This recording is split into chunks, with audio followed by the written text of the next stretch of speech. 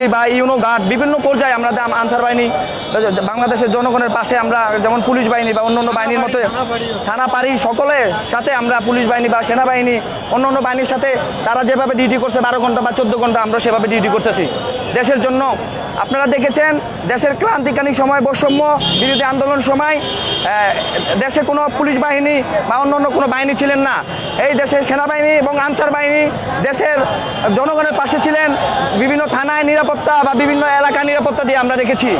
আমি আরেকটা কথা বলবো, আমরা দেশের ক্রান্তিক সময় যেমন ফেনী, নোয়াখালী, লক্ষ্মীপুর ওখানে বন্যা চলছে, কিন্তু আমরা কিন্তু বাংলাদেশের জনগণের জন্য কাজ করি, কিন্তু তার মাঝে আমরা এখানে ক্রান্তিকার সময় আমরা আন্দোলনে এসেছি।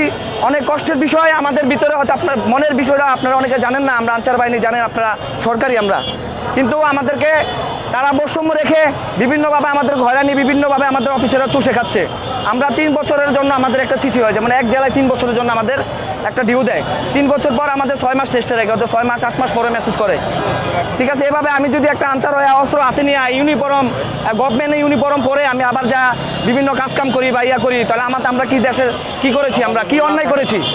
এই বাহিনী আপনি দেখেছেন, আমাদের আনসার এড করার নাম, আমার গায়ের পোশাক, আমার গাড়ির পোশাক সব কিছু আমাদের, কিন্তু আমাদের ব্যাটালিয়ন সদস্য বা অন্যরা তারা লুটে পেতে খেচ্ছে। ঠিক আছে, তো আমি আরেকটা কথা মাঝখানে ভুলে গেলাম, যেটা বন্যার বিষয়ে কথা বলতে চাইছিলাম।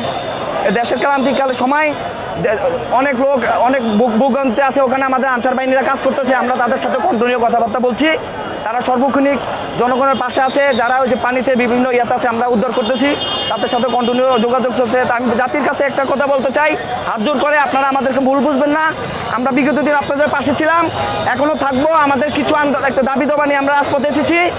আমাদের দাবি দাবা হয়ে গেলে আপনারা সাপোর্ট দেবেন আমাদেরকে, জনগণ। আমরা দাবি দাবা শেষ হলে আমরা মাঠ থেকে উঠে যাবো ইনশাল্লাহ। আপনি বলতে চাচ্ছেন যে আপনাদের যারা বন্যা কবলিত মানুষের পাশে দাঁড়াইতে পারছে তারা গেছে, হ্যাঁ, যারা এখান থেকে যেতে পারেন নাই তারা আন্দোলনটা করতে, হ্যাঁ আন্দোলন করতেছি। আমরা এই জন্য দুঃখিত, আমরাও এখান থেকে পাঠাবো। প্রয়োজনে আমাদের একদিনের বেতন হলো আমরা ওখানে পাঠিয়ে জনগণের পাশে থাকবো। প্রত্যেক সারা বাংলাদেশে যত আনসার আছে আমরা একদিনের বেতন কালেকশন করে ওখানে তাদের পাশে থাকবো, সহযোগিতা করবো। অতএব আমরা বিভিন্ন ভোগান্তি, আমাদের দাবি একটাই, এখানে রাজপথে এসেছি। আমাদের ডিজি মহোদয়রা আমরা 11 তারিখ হাইকোর্টের সামনে আমরা এসেছি, সেখান থেকে আমাদের ডিজি মহোদয় ও আমাদের উপদেষ্টা ওনারা এসেছেন। ওনারা আমাদেরকে একটা আশ্বাস দিয়েছেন যে আমরা তোমাদের দাবি মেনে নিব, আমাদেরকে একটু সময় দাও, বিভিন্ন দপ্তরে কাজ করতে একটু সময় লাগে, তাই আমরা এটা মেনে নিয়ে আমরা আমাদের কর্মস্থলে ফিরে গেছি। কিন্তু আজ পর্যন্ত তারা আমাদের কোনো আশ্বাস দেয় না। কিছুদিন আগে আগামী 22 তারিখ আনসার হেডকোয়ার্টার একটা দরবার হয়েছিল, সেখানে আমাদের ঢাকা মহানগর যত ক্যাম্পে থেকে 4 জন 5 জন বা 10 জন এরকম করে নিয়ে আমাদের 400 জনের একটা দরবার হয়েছিল। সেখানে ডিজি মহোদয় আমাদের যে দাবি দাবা, কিন্তু তিনি সেভাবে আমাদেরকে নিতে চাচ্ছে না। অতএব আমরা এই জন্য রাজপথে এসেছি। আমাদের দাবি যতক্ষণ পর্যন্ত না মানা হবে আমরা রাজপথ ছাড়বো না। প্রয়োজনে ছাত্রদের মতো এদেশে আমরা রক্ত যদি দিতে হয় এদেশে রক্ত দিয়ে ইনশাল্লাহ, তবে আমাদের দাবি নিয়ে এখান থেকে রাজস্বকরণ না করা পর্যন্ত ভাই আমরা রাজপথ থেকে ফিরবো না ভাই। আপনাদের শুধু দাবি একটাই, সকল সুশীল সমাজের কাছে প্রস্তাব দিতে চাই, আমরা দেশের জনগণ, এই দেশ আমাদের। আমরা দেখতেছি অলরেডি আমাদের দক্ষিণবঙ্গে কয়েকটা জেলা পানিতে ডুবে যাচ্ছে। আমরা এর মধ্যে দিয়ে আরেকটা প্রস্তাব রাখতে চাই, সারা বাংলাদেশে যে 54,000 আনসার আছে তাদের একদিনের হাজিরা কর্তন করা হোক, কর্তন করে এই বন্যার্তদের মধ্যে বিতরণ করা হোক। এটা আমরা করব, আমরা দেশের শত্রু না। আর আমরা বর্তমানে যেই চাওয়াটা চাচ্ছি সরকারের খুব সহজ, এবং আবারও বলতেছি আপনারা দয়া করে যত প্রেস মিডিয়া আছেন পৌঁছে দিবেন। সরকার চাইলে জরুরি বৈঠক দিয়ে একটা আইন তৈরি করে সংস্থা, বেসরকারি সংস্থা থেকে যে বেতন ভাতাগুলো আমরা পাই এগুলা রাজস্ব খাতে প্রতি মাসে জমা নিয়ে তারা আমাদেরকে বাৎসরিক বরাদ্দ দিয়ে একটা নির্ধারিত আইন করে আমাদের ন্যূনতম 18তম গ্রেডে তারা চাকরি চাইলেই দিতে পারে, চাকরিটা বহাল করতে পারে। আর এখানে আনসারে 2017 পর থেকে এসএসসির উপরে ইন্টার অনার্স পড়ুয়া ছেলে পেলে দিয়ে ভরা। আরেকটা মজার ব্যাপার দেখেন, আপনাদের সাংবাদিকের কাছে আমার প্রশ্ন, বাংলাদেশে এরকম কি কোনো দপ্তর বা কোথাও আছে যে একজন কর্মচারী তার ভালো চাইতেই পারে, এটা তো তার নৈতিক অধিকার, কিন্তু আমরা এমন একটা বাহিনীতে চাকরি করি, আমরা নৈতিক বা ন্যায্য দাবি চাইতে গেলে আমাদের বিসিএস অফিসাররা বলে যে চাকরি ভালো না লাগলে ছেড়ে দিয়ে চলে যাও। তা বিনীত অনুরোধ করব, আপনারা যদি আমাদের আইন পরিবর্তন করার ক্ষমতা না রাখেন, আমার মন্ত্রণালয়ের প্রতি অনুরোধ যে তারা আমাদেরকে বলে যে বেকারত্ব দূরকরণের চাকরি করি আমরা। তাহলে মন্ত্রণালয়ের কাছে অনুরোধ, যারা বিসিএস ক্যাডার আছেন এদের আইন আপনারা 3 বছর করেন, 3 বছর তারা চাকরি করবে, করে 6 মাসের রেস্টে যাবে এবং নতুন বিসিএস বেকারত্ব দূরকরণের জন্য পুনরায় আসবে। দেশে কোনো অশান্তি থাকবে না।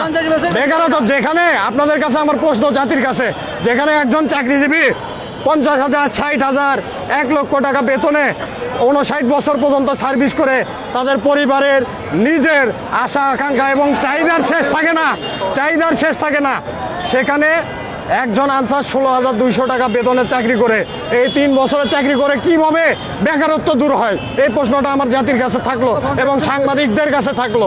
তো আমি আবারও বলতে চাই যে আপনারা সুশীল সমাজ, দেশে যে প্রধান 5 উপদেষ্টা আছে তাদেরকে একটু জানাবেন ব্যাপারটা, যে আনসার প্রকৃতপক্ষে আমরা কষ্ট করি, আমরা প্রত্যেকটা বাহিনীর সাথে। আপনাদের আরেকটা বিষয় অবগত করি, গত কয়েকদিন আগে আপনারা অবগত যে জ্বালানি ও খনিজ সম্পদ যে মন্ত্রী, বনানীতে ওনার বাসায় রেড করা হয়েছিল, ওখানে কিন্তু গ্রাম পুলিশ আসে নাই, ওখানে আনসার, সেনাবাহিনী, র্যাব, এরা পুলিশ মিলেই কিন্তু অভিযানটা চালাইছিল।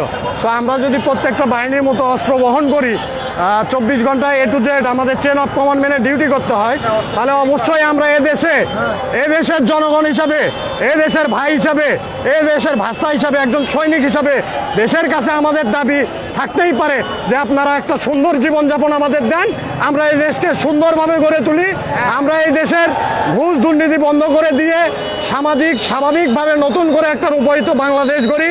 এবং এই সহযোগিতা আপনারা সবাই আমাদের করবেন। দেশের যত সুশীল সমাজ আছে, উপদেষ্টা মহোদয়রা আছে, সকল ব্যক্তিবর্গের কাছে এবং বৈষম্য কোটা আন্দোলন বিরোধীকারী যেই ভাইরা আপনারা আন্দোলন করেছেন, নেতৃত্ব দিয়েছেন, তাদেরকেও আমরা বিনীতভাবে আবেদন করি যে আমাদের বিষয়টা ভাই অচিরেই যত দ্রুত আমাদের জাতীয়করণ হবে, আমরা যত দ্রুত মনে করব যে গ্রেড 18 হয়ে গেছে, জাতীয়করণের আওতায় আনসার চলে আসছে, গ্যাজেট প্রকাশ হয়েছে, তত দ্রুত আমরা এই রাজপথ ছাড়বো। আর যতক্ষণ আমাদের গ্রেডটা পরিপূর্ণ হবে না, ততক্ষণ আমাদের এই আন্দোলন চলবে, চলবে, এই আন্দোলন থামবে না। ঠিক আছে, আসসালামু আলাইকুম। জি বলেন। আপনারা যদি বলেন